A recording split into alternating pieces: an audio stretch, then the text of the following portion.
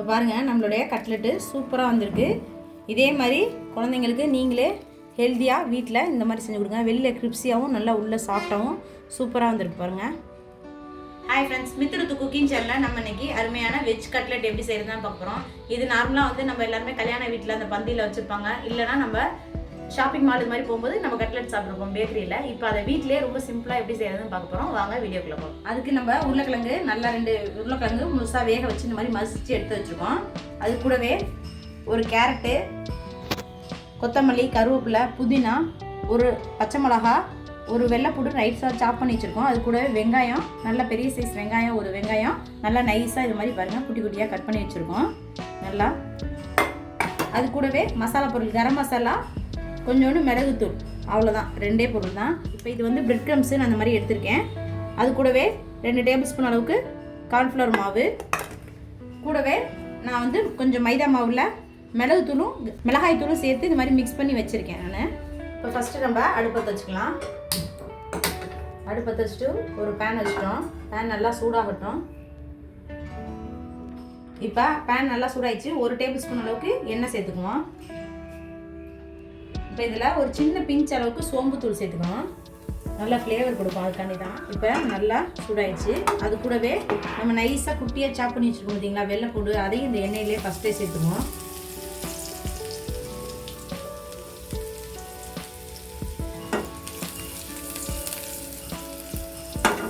கூடவே நம்ம எடுத்து வச்சுருக்க வெங்காயத்தையும் அதோட சேர்த்துக்குவோம்.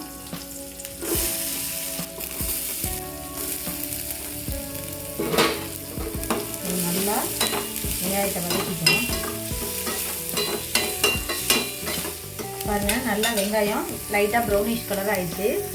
இந்த ஸ்டேஜில் நம்ம கட் பண்ணி வச்சுருக்கோம் பார்த்தீங்களா நைஸாக பச்சை மிளகா, அதை சேர்த்துக்கணும்.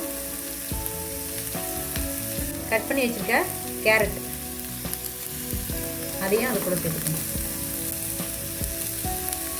இது எல்லாத்தையுமே நல்லா ஃப்ரை பண்ணிக்குவோம். இப்போ இது கூட ஒரு 1/2 டேபிள் ஸ்பூன் அளவுக்கு சால்ட்டு சேர்த்துக்குவோம். சேர்த்துட்டு இது எல்லாத்தையுமே நல்லா வதக்கிடுவோம். கொஞ்சம் உப்பு சேர்த்துட்டோம்னா கொஞ்சம் சீக்கிரமாக வதங்கிடும், அதுக்காண்டி தான்.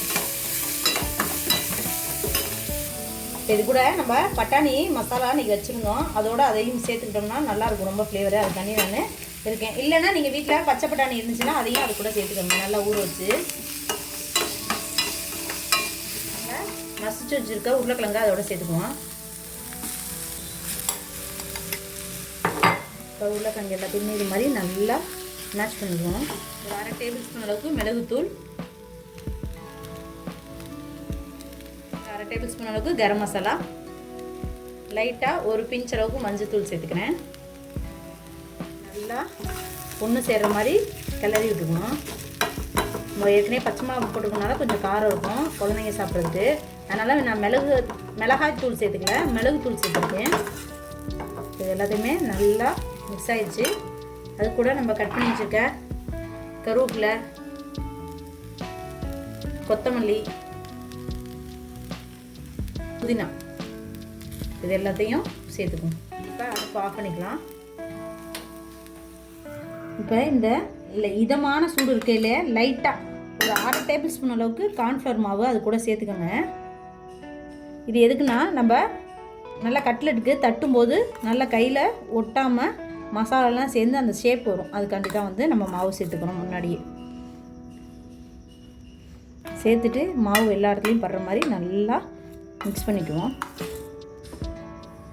இப்போ அடுப்பத்தை வச்சுக்குவோம். நம்ம இது எல்லாமே ஆறுறதுக்குள்ளே இந்த பக்கம் எண்ணெய் ஊற்றி நல்லா ஃப்ரை பண்ணுறதுக்கு தேவையான அளவு எண்ணெய் சேர்த்துக்குவோம். இப்போ நான் வந்து எல்லாமே ஃப்ரை பண்ணுறதுக்கு ஒரு 1/4 லிட்டர் அளவுக்கு எண்ணெய் சேர்த்துக்கிறேன். நான் செக்கில் ஆட்டினா கடலை எண்ணெய் தான் எடுத்துருக்கேன்.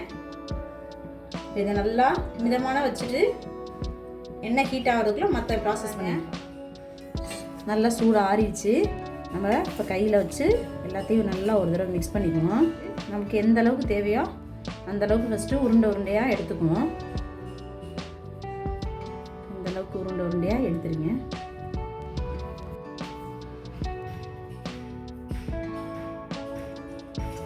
இப்போ நான் கிட்டத்தட்ட எடுத்த குவான்டிட்டி வந்து பார்த்திங்கன்னா எனக்கு 10 கட்லெட் அளவுக்கு வந்திருக்கு. இப்போ அவ்வளோதான். இந்த பக்கம் என்ன ஆகட்டும், இப்போ இது எல்லாமே உருட்டி எடுத்துட்டோம். இப்போ இந்த மாதிரி எடுத்து வச்சுருக்கோம் பார்த்திங்களா, 3 டேபிள் ஸ்பூனுக்கு மாவு. அதை லைட்டாக தண்ணி ஊற்றி மிக்ஸ் பண்ணிக்குவோம். பாருங்கள், தண்ணி ஊற்றி இந்த அளவுக்கு நல்லா கரைச்சாச்சு. ஊற்றி வச்சுருக்கோம் பார்த்திங்களா, அதை அந்த உருண்டையை ஒன்று எடுத்து கையில் அப்படியே லைட்டாக ஒரு அழுத்தம் கொடுத்து இப்படி ஓரங்கள்லாம் விரிசல் இல்லாமல் நம்ம அப்படியே ஷேப் பண்ணிக்கணும். நமக்கு ரவுண்டாக வேணாலும் ரவுண்டாக பண்ணிக்கோங்க, இல்லைன்னா ஸ்கொயர் ஷேப்பு, நமக்கு எந்த ஷேப் வேணுமோ அந்த ஷேப்பில் பண்ணிக்கலாம். இப்போ இந்த மாதிரி நல்லா உருட்டிட்டோம்.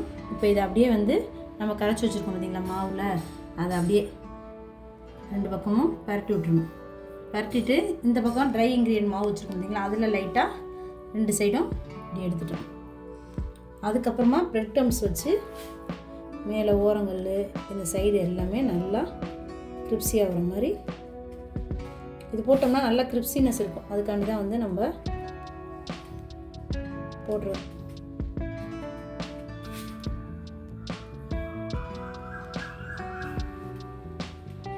இது மாதிரி ஒன்று ஒன்றா தட்டி எடுத்துக்குவோம். அப்புறம் மொத்தமாக ஒரு 4-5 சேர்ந்து போட்டுக்கலாம்.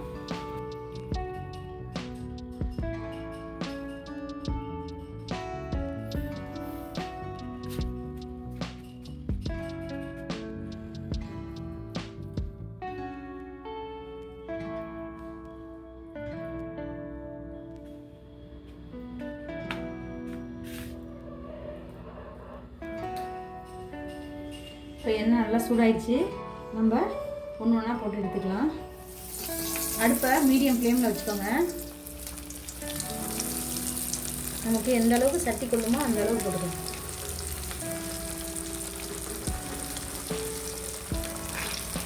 நல்லா ரெட்டிஷ் கலராக வரணும். இந்த லைட்டாக வெந்ததுக்கப்புறம் திருப்பி விடுங்க. இப்போயே திருப்பிட்டோம்னா உடஞ்சிரும். அப்படியே நம்ம மீடியம் ஃப்ளேமுக்கு மாற்றிக்கணும். அப்போ தான் நல்லா உள்ளெல்லாம் நல்லா வேகும். அதுக்கு பாருங்கள், நுரையெல்லாம் நல்லா வந்துச்சு. இதை அப்படியே லைட்டாக திருப்பி விட்டுக்குவோம்.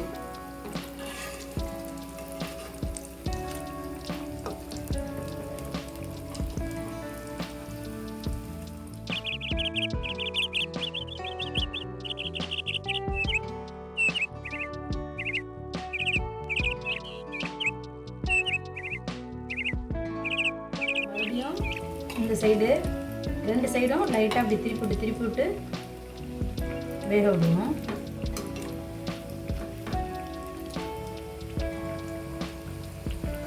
இப்போ நம்ம இந்த சைடு வேகிறதுக்குள்ள நம்ம அடுத்த பேட்ச் இப்போ ரெடி பண்ணிட்டோம். பாருங்க, நல்லா கலர்ஃபுல்லாக சூப்பராக இருக்குங்க. பார்க்கவே நல்லா அருமையாக இருந்துச்சு.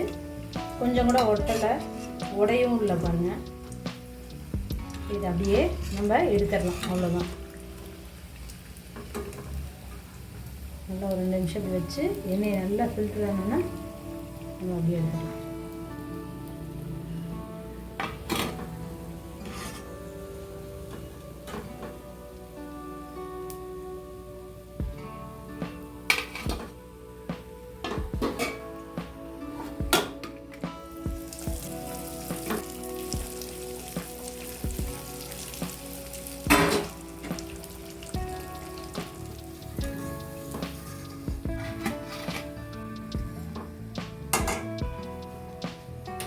அவ்வளோதான் பாருங்க, நம்மளுடைய கட்லெட்டு சூப்பராக வந்திருக்கு.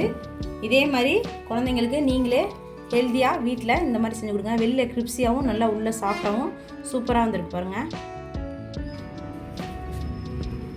நல்லா வெளியில் கிரிப்ஸியாக உள்ளே சாஃப்டாக சூப்பராக இருக்குது.